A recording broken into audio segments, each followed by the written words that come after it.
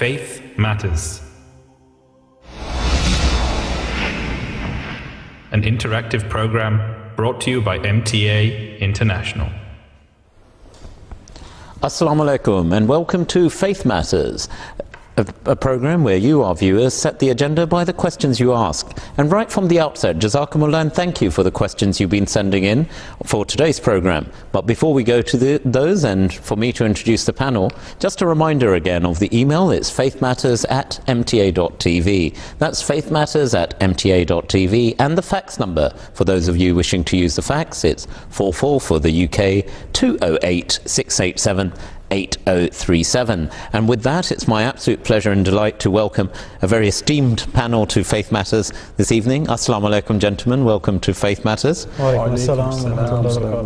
To my immediate right is Dr. Zaid Khan Sahib, a familiar face on Faith Matters. As viewers will know, he's the president of the Qaza board here in the United Kingdom. Assalamu alaikum, Dr. Sahib. To his right is a first for Faith Matters. It's my pleasure to welcome Salim Ahmed Sahib from Leicester. He's a judge of employment law and a previous chairman of the Ahmadiyya Muslim Lawyers Association. Assalamu alaikum and welcome to Faith Matters, Salim Sahib. Wa alaikum assalam wa rahmatullah. And to his right, again, a familiar face and a welcome face, and a face we always are very fond of to welcome to Faith Matters, Azhar Hanif Sahib, our missionary from the United States, and of course Azhar Sahib is also the Naib Amir of the United States Jamaat. Welcome, Azhar Sahib, to Faith Matters.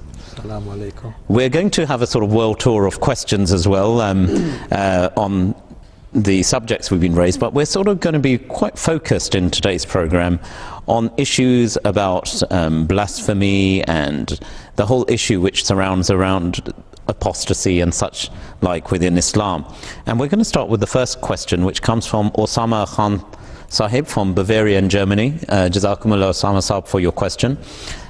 He thanks the Faith Matters panel for their questions and lively answers, and poses one himself, and it's this: it is my firm belief that Islam is a religion of love and tolerance.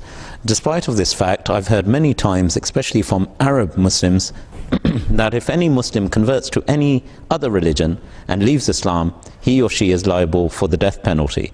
But when I read the verse, and he quotes the verse number 138 in the Holy Quran, chapter 4, those, quote, those who believe, then disbelieve, then again believe, then disbelieve, and then increase in disbelief, Allah will never forgive them, nor will He guide them to the way. I understand that according to this verse, their argument goes totally against the Holy Quran. Please could you explain this verse for me and what is really meant? Dr. Saab, if I could start with you on that one. I think Osama is absolutely correct in saying